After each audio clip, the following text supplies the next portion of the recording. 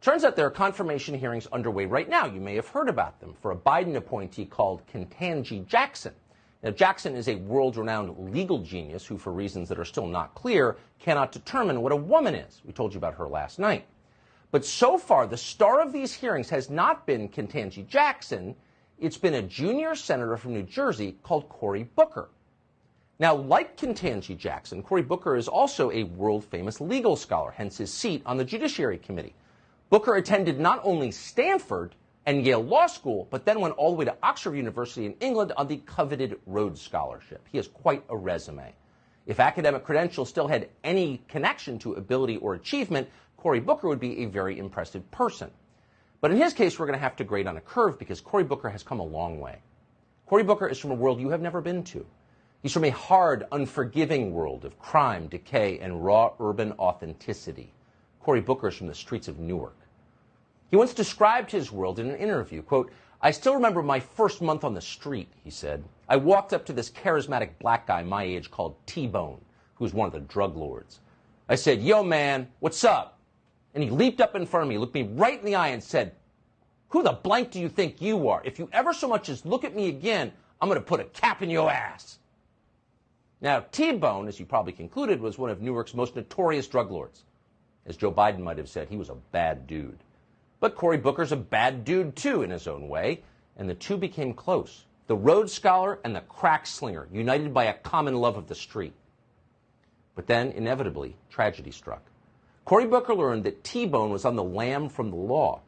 By this point, Cory Booker was the mayor of Newark, so the friendship couldn't last. As Booker later recalled with sadness, quote, "That rift between me and T-Bone was inches. We sat there, but I felt so alienated that there was a gulf as wide as the Grand Canyon between us. And I could not reach out to save this young man. And we drove back to a housing project called Brick Towers, and I've never seen him again since that day."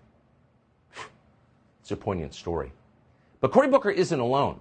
No one has seen T-Bone since that day. In fact, no one has ever seen T-Bone at any point ever, because T-Bone doesn't exist. As we later learned, T-Bone is a fictional character. Cory Booker made him up entirely. But Cory Booker didn't stop there. He also invented his own identity. It turns out that Cory Booker is not a product of the streets of Newark, not even close. He is, in fact, a blue-eyed rich kid from an all-white suburb. His parents were IBM executives. Now, you can judge, but you have to concede that whatever else he is, Cory Booker is a remarkable actor. He is the Jussie Smollett of Democratic politics. A fraud, yes, but a deeply committed one. A man who has honed his skills. And those skills have been on full display this week, as Booker has emoted all over Ketanji Jackson. Now, Jackson is an oppressed member of the professional class, too. She went to Harvard and Harvard Law School. So the two of them have a lot in common. Watch their solidarity.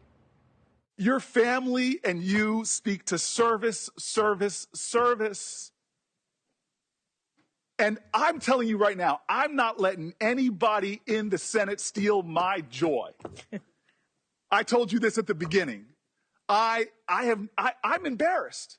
It happened earlier today. I just look at you and I start getting full of emotion. You didn't get here because of some dark money groups.